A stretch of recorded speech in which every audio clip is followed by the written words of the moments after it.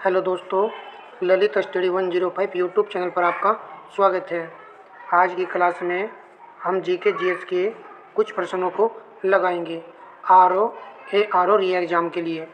देखिए, प्रत्येक क्लास को पूरा वॉच किया करो।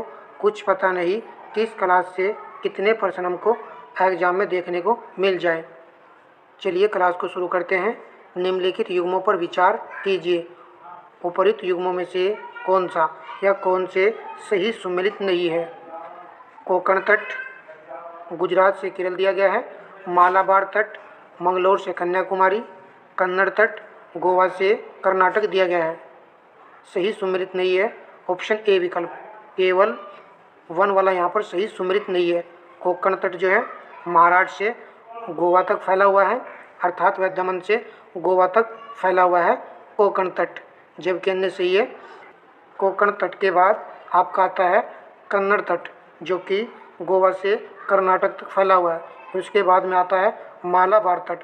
ये जो तट यहाँ पर दिए गए हैं ये पश्चिमी भाग के तट हैं। यह भी प्रश्न पूछ लिया जाता है कि कौन से तट जो है पश्चिमी भाग पर स्थित है। नेक्स्ट प्रश्न देखते हैं।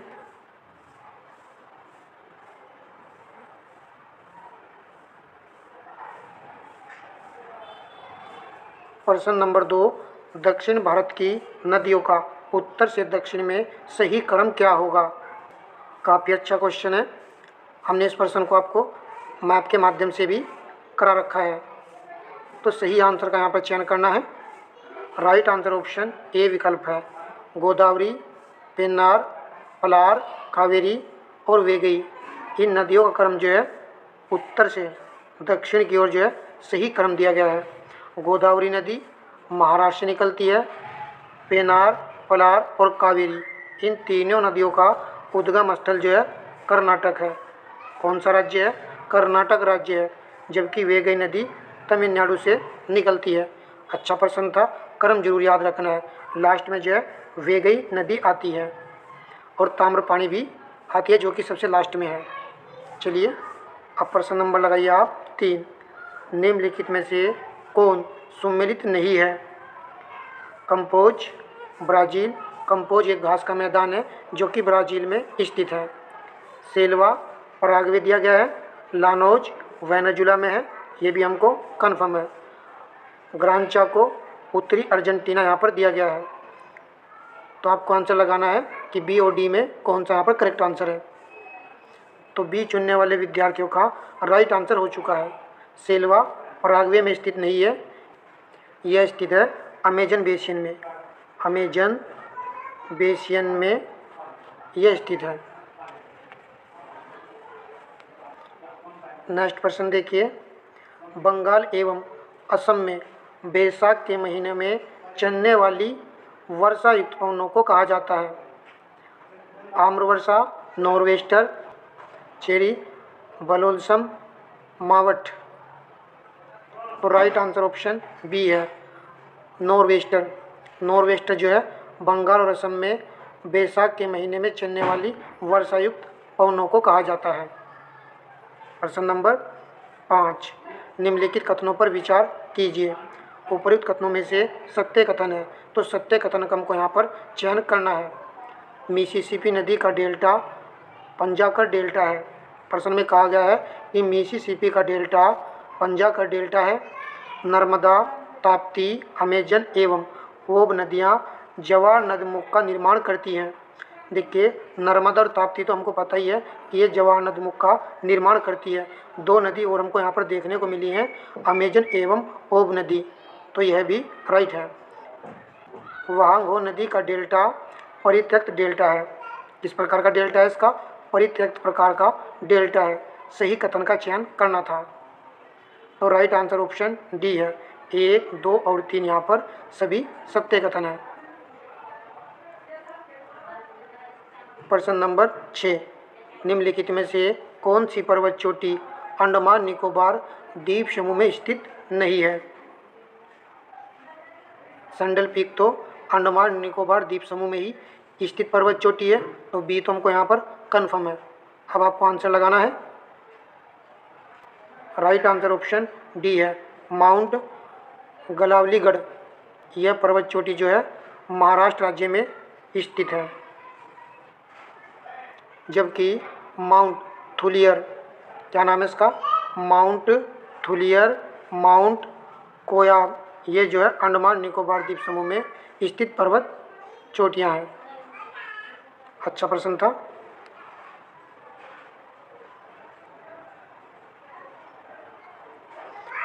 प्रश्न नंबर 7, निम्नलिखित कथनों पर विचार कीजिए, सत्य कथन की पहचान कीजिए।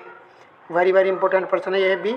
मोनोकल्चर मुख्य रूप से वाणिज्यिक अनाज की खेती को कहते हैं।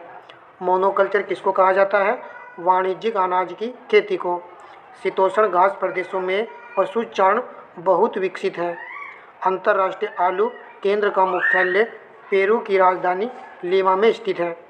देखिए यहाँ पर कौन सा सही सुमेलित है, तो राइट आंसर ऑप्शन डी है। यहाँ पर तीनों ही कथन जो है सत्य लिखे हुए हैं। तो याद रखना है कि अंतर्राष्ट्रीय आलू का मुख्यालय पेरू की राजधानी लीमा में स्थित है, जबकि राष्ट्रीय आलू अनुसंधान केंद्र कहाँ पर है? शिमला में है, जो कि हिमाचल प्रदेश में है। प्रश्न नंबर 8, सूची फर्स्ट को सूची सेकंड से सुमेलित कीजिए। सूची फर्स्ट में खनिज है और सूची सेकंड में खनन क्षेत्र दिए गए हैं। तांबा खेतड़ी, तो ए का 4 रहेगा। लोह एक्स, केंद्रमुखी खान, ये कर्नाटक से प्राप्त होता है, तो बी का 1 आएगा। मैग्नीज बालाघाट, सी का 2 अभ्रक झारखंड कोडरमा की खान से यह प्राप्त होता है, तो डी का 3। 4 1 2 3, 4 1 2 3 देख लीजिए इस ऑप्शन में है, तो ऑप्शन डी में है, तो डी यहाँ पर करेक्ट आंसर है। प्रश्न नंबर नेक्स्ट, निम्नलिखित कथनों पर विचार कीजिए। प्रश्न में जो है 2 कथन दिए गए हैं।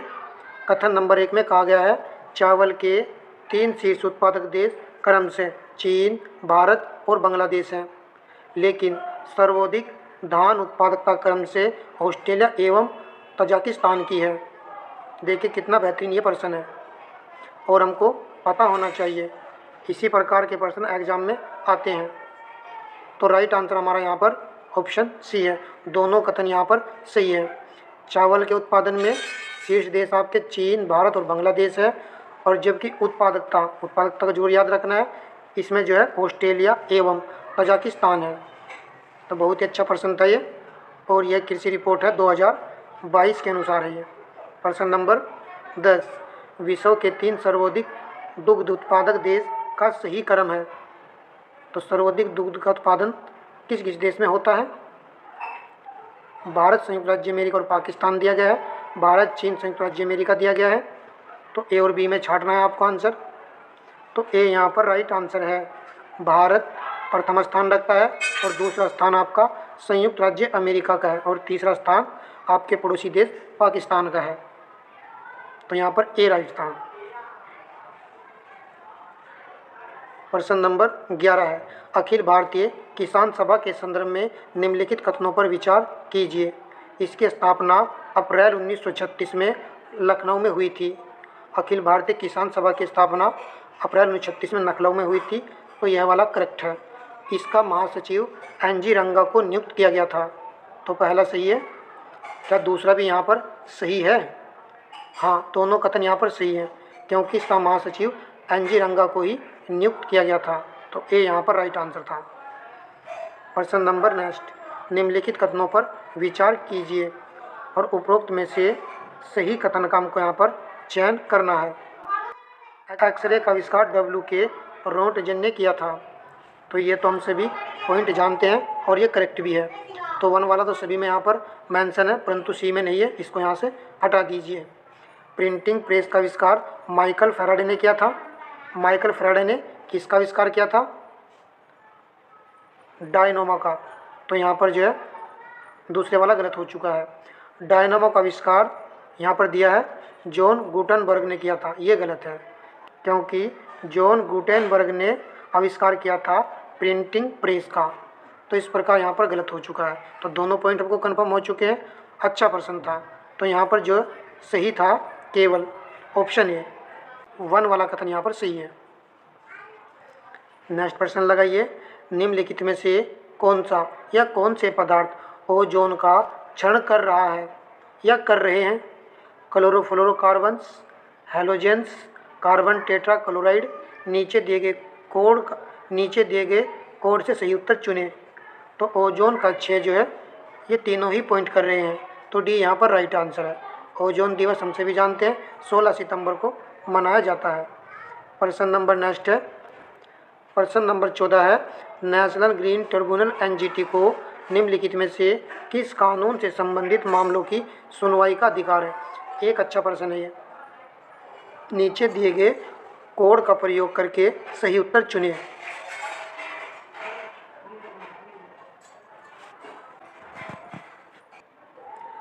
तो सही उत्तर का हमको यहाँ पर चयन करना है। वन संरक्षण अधिनियम 1980 सही है। पर्यावरण संरक्षण अधिनियम 1986, सार्वजनिक दायित्व बीमा अधिनियम 1991 और वन्य जीव संरक्षण अधिनियम 1972। तो यहाँ पर देखना है किन किन मामलों की सुनवाई जो है एनजीटी करता है। तो राइट आंसर ऑप्शन डी है। केवल 1, 2 और 3 का यहाँ पर 1, 2 और 3 की यहाँ पर सुनवाई करता है। इसके अंतर्गत जो है वन्य जीव संरक्षण अधिनियम 1972 नहीं आएगा, यानी कि इसकी सुनवाई एनजीटी नहीं करता है। एक अच्छा प्रश्न था। हम प्रत्येक क्लास में अच्छे प्रश्नों को ही सेलेक्ट करते हैं, भले ही क्लास 1 से 2 दिन बाद हो रही हो, परंतु जो भी क्लास होगी वो अच्छे लेवल की ही होगी। प्रश्न नंबर 15, तृतीय कर्नाटक युद्ध एंग्लो फ्रेंच संघर्ष की समाप्ति किस संधि से हुई थी? तो तृतीय कर्नाटक युद्ध यहाँ पर आया है, पेरिस की संधि समाप्ति हुई थी, या फिर बेसिन की, या फिर एला सपेल की संधि, सूरत की संधि। देखिए हमने प्रश्न आपको कराए हैं, यदि आप सेट को ध्यानपूर्वक लगाते होंगे तो हमने एक दिन ये भी बताया था बसीन की संधि कब हुई थी? 1802 ईस्वी में हुई थी। इतना तो कन्फर्म हो चुका है कि यह इसका आंसर नहीं होगा। सेट में यह भी प्रश्न आया था ए ला सेपेल की संधि कब हुई थी, और हमने आपको बताया था कि 1746 से 1748 में 1748 ईस्वी में यह संधि हुई थी, और यह संधि संबंधित थी कर्नाटक के प्रथम युद्ध से, कर्नाटक के प्रथम युद्ध से। तो यह भी आंसर नहीं होगा। अब सूरत की संधि आप सभी जानते ही हो, तो यह भी आंसर नहीं है। इस प्रकार जो हम आंसर को करेक्ट कर सकते हैं। ये यहाँ पर राइट आंसर है। पेरिस की संधि पर तृतीय कर्नाटक युद्ध समाप्त हुआ था, पेरिस की संधि। जब यहाँ कर्नाटक युद्ध की बात हो ही रही है तो कर्नाटक के तीनों युद्धों को हमको पता होना चाहिए। प्रथम कर्नाटक युद्ध हुआ था 1746 से लेकर के 1748 तक। फिर दूसरा कर्नाटक युद्ध हुआ था 1749 से लेकर के 1754 तक। तो 54 तक ये युद्ध चला था। उसके बाद में यहाँ पर 1755 से स्टार्ट नहीं होगा, ये होगा आपका 1756 से लेकर के यह युद्ध चला था आपका 1763 तक। और 1763 में ही पेरिस की संधि पर तृतीय कर्नाटक युद्ध जो है समाप्त हो गया था। तो तीनों युद्ध को हमने यहाँ पर क्रम वाइज मेंशन कर दिया है। अब आपको याद रखना है दूसरी कर्नाटक की जो संधि हुई थी 1755 में हुई थी, पांडिचेरी की संधि जो है हुई थी। फिर 1 साल का जो गैप रहा है, और उसके बाद में 1756 से लेकर के 1763 में तृतीय कर्नाटक युद्ध हुआ था, और पेरिस की संधि पर यह समाप्त हो गया था। सभी पॉइंट हमने अच्छे से यहाँ पर जान लिए हैं, क्योंकि प्रश्न जब बनेगा तो आप आराम से लगा पाओगे। ब्रिटिश के साथ बसीन की संधि निम्नलिखित पेशवाओं में से किसने की थी? देखिए बसीन की संधि यहाँ पर पूछ लिया गया है। अभी हमने बताया था कि 1802 ईस्वी में यह संधि हुई थी अंग्रेज़ों और मराठों के बीच में। तो इसमें इस संधि को किसने स्वीकार किया था? तो राइट आंसर ऑप्शन डी है, बाजीराव सेकंड ने। तो याद रखना है, थोड़ा रिलेट कर लीजिए कि 1802 में यह संधि हुई थी। लास्ट में 2 है, तो आपको बाजीराव फर्स्ट नहीं लगाना है, बाजीराव सेकंड यानी कि 2 वाले को चूज करना है आंसर में। तो यह राइट रहेगा। इस तरीके से आपको सेलेक्ट कर लेना है अपने माइंड में इस आंसर को। प्रश्न नंबर नेक्स्ट देखिए। भाई वीडियो को सभी लाइक कर दिया करो। मैंने आपको संविधान की 2 क्लास उपलब्ध कराई है, फर्स्ट वाली में तो अच्छा खासा रिस्पांस देखने को मिला, परंतु सेकंड वाली में कुछ अच्छा रिस्पांस देखने को नहीं मिला। कुछ ही विद्यार्थी लाइक करते हैं, कुछ तो लाइक ही नहीं करते हैं। सेकंड वाले पार्ट को जरूर देखें, बहुत ही अच्छे पर्सन उसमें जो हमने आपके लिए सेलेक्ट किए हैं। तो भाई प्रत्येक क्लास को लगाया करो, या फिर आप बता दीजिए कि सब्जेक्ट वाली क्लास आपको हमारे यूट्यूब चैनल पर देखना पसंद नहीं है, परंतु जीके जीएस की मिक्स क्लास देखना आपको ज़्यादा पसंद है, ज़रूर बताइएगा। निम्नलिखित कथनों पर विचार कीजिए, उपयुक्त में से सही कथन है। पंचायती राज लोकतांत्रिक केंद्रीकरण से संबंधित है। फिर सेकंड में कहा गया है भारतीय संविधान में 73वें संविधान संशोधन द्वारा पंचायती राज को शामिल किया गया है। 73वां संविधान संशोधन वर्ष 1992 में पारित हुआ था। तो सही है यहाँ पर दूसरा और तीसरा, तो बी राइट आंसर है। देखिए पंचायती राज में जो है भारतीय संविधान में 73वें संविधान संशोधन द्वारा पंचायती राज को शामिल किया गया था। 73वां संविधान संशोधन 1992 में हुआ था और लागू हुआ था वर्ष 1993 ईस्वी में। और पंचायती राज लोक केंद्रीकरण नहीं, इसके आगे वी लगा दीजिए, वी केंद्रीकरण से संबंधित है। तो इस प्रकार पहले वाला पॉइंट यहाँ पर गलत था और 2 और 3 यहाँ पर सही पॉइंट थे। प्रश्न नंबर लगाना है आपको 18। निम्नलिखित समितियों तथा उनके स्थापना के वर्षों के संबंध में दिए गए युग्मों पर विचार कीजिए। तो सही युग्म का चयन करना है जो सही सुमेलित है। बलवंत राय मेहता समिति 1957 दिया गया है, अशोक मेहता समिति 1973 और जीवी के राव समिति 1985 दिया गया है। तो आप समझ गए होंगे कि यहाँ पर अशोक मेहता समिति 1973 नहीं आएगा, ये आएगा 1977, जिसने द्विस्तरीय पंचायती राज की सिफारिश की थी। तो यहाँ से 2 हटा दीजिए, 1 और 3 सही है, तो ऑप्शन सी आपका करेक्ट आंसर हो चुका है। नेक्स्ट प्रश्न देखते हैं।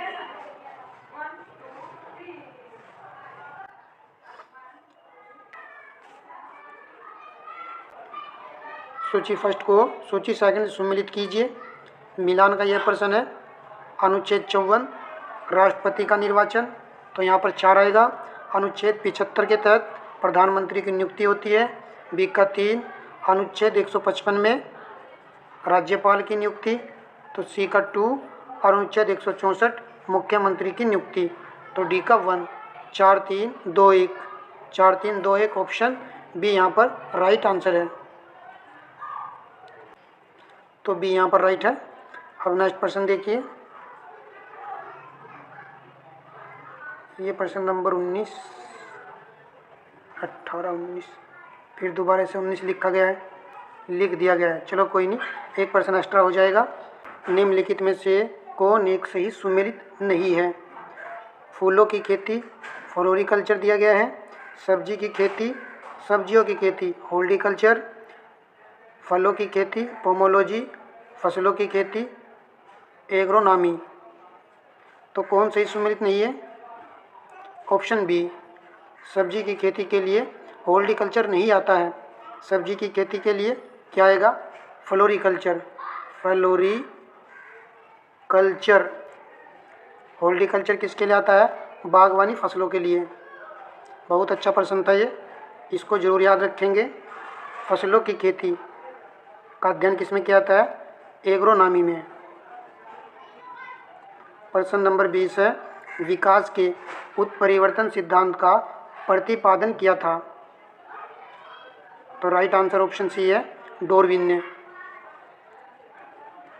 प्रश्न नंबर 21, निम्नलिखित में से कौन सा कीट नहीं है? घरेलू मक्खी, मच्छर, मकड़ी, खटमल। तो कीट के अंतर्गत नहीं आता है मकड़ी, ऑप्शन सी करेक्ट आंसर है। प्रश्न नंबर 22, निम्नलिखित पादपों में से किसका संग्राहक अंग तना नहीं है? शकरकंद, अदरक, आलू, गन्ना।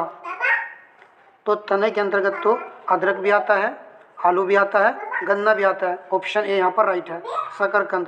शकरकंद जो है संग्राहक तना नहीं है, यह एक जड़ है।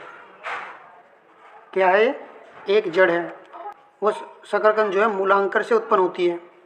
शकरकंद मूलांकर से जो है उत्पन्न होती है। प्रश्न नंबर देखते हैं भाई 23। निम्नलिखित अंग्रेजों में किसे जहांगीर ने खान की उपाधि से सम्मानित किया?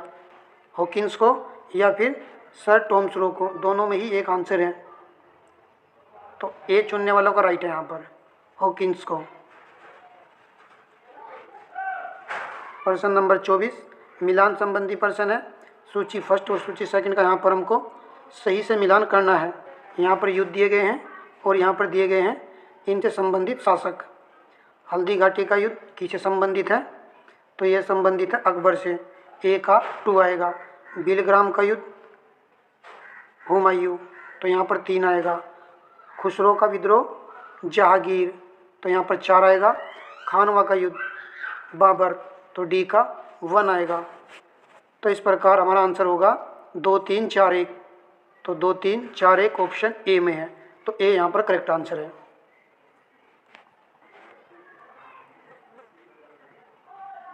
प्रश्न नंबर 25 है।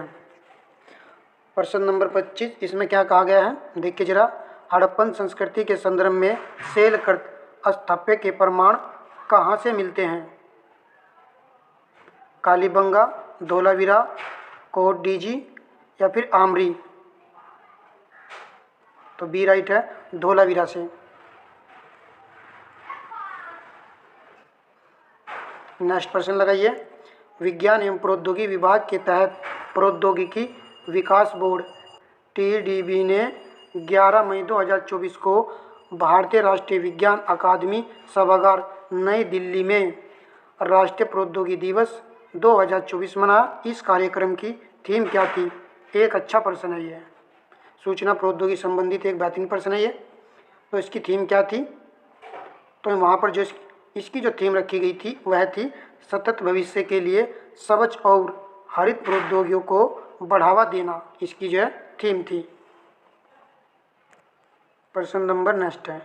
भारत के नियंत्रण एवं महालेखा परीक्षक गिरीश चंद्र मुर्मू ने हाल ही में किस देश के महालेखा परीक्षक के साथ ऑडिट से जुड़े क्षमता विकास और ज्ञान के आदान प्रदान के लिए मंच स्थापित करने को लेकर समझौता ज्ञापन पर हस्ताक्षर किए? तो किस देश के साथ? बांग्लादेश दिया गया है, श्रीलंका, नेपाल, मॉरिशस, तो सही है ऑप्शन बी, श्रीलंका के साथ। प्रश्न नंबर 28 है।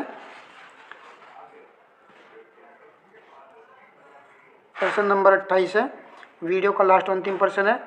वीडियो को लाइक शेयर अवश्य कर दीजिएगा अपने दोस्तों में। असम राज्य की वन्य जीव विज्ञानी डॉक्टर पूर्णिमा देवी बर्मन को किस पक्षी के संरक्षण के लिए व्हिटली गोल्ड अवार्ड से सम्मानित किया गया है? Great Indian bustard, greater adjutant, stork, दोनों में से एक आंसर है, तो बी यहाँ पर राइट आंसर है। असम राज्य की वन्यजीव विज्ञानी डॉक्टर पूर्णिमा देवी बर्मन को पक्षी संरक्षण के लिए व्हिटली गोल्ड अवार्ड से सम्मानित किया है। और किस पक्षी संरक्षण के लिए? Greater adjutant stork. तो इतने ही प्रश्न इस क्लास में सिलेक्ट किए थे। क्लास आपको जैसे भी लगे कमेंट बॉक्स में ज़रूर बताइएगा। धन्यवाद दोस्तों।